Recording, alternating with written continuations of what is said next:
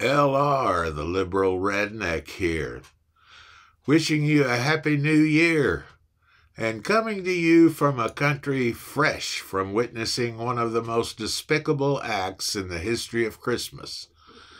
In another pitiful attempt to own the libs, Texas Governor Greg Abbott proved he is an embarrassment to humanity by sending over 100 men, women, and children who were seeking asylum in the United States, a right guaranteed by our law, to the Washington, D.C. home of Vice President Kamala Harris during a devastating Arctic cold front on Christmas Eve.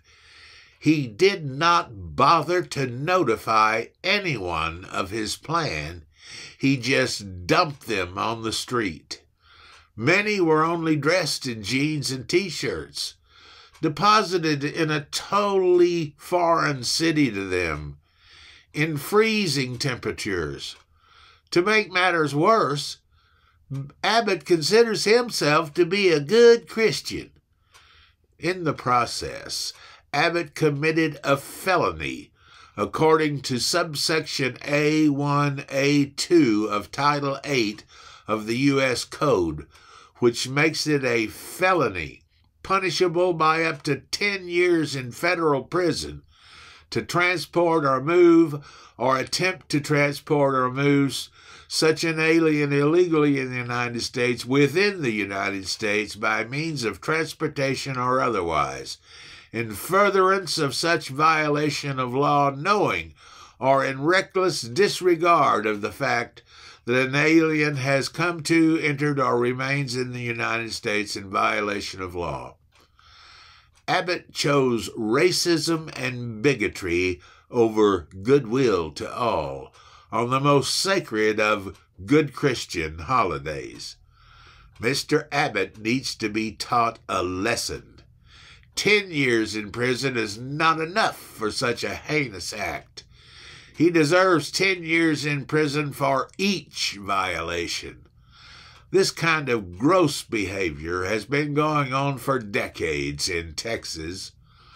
Former Texas Governor Alan Shivers hired illegals to harvest the crop from his farm, and when it was time to pay them, he called immigration to come pick them up and deport them. I propose that for each immigrant treated in this inhumane manner, $1 million in federal aid be withdrawn from the Texas coffers. That would be $100 million for this incident alone, and there have been approximately 15,000 to date. The same thing for Florida Governor DeSantis. No one is above the law, and that holds especially true for the two Republican governors of Texas and Florida. They have willfully violated federal law. Most Americans are sick of watching those who commit crimes go unpunished. That also applies to churches that preach politics from the pulpit in violation of the Johnson Act. They think they are safe because they have God on their side. They should be stripped of their tax-exempt status and be forced to pay taxes on that so far tax-free cash as per the law. Stop allowing so many free rides. Let's have some accountability for a change. No one is above the law. Jesus Christ can verify that. Thanks for listening.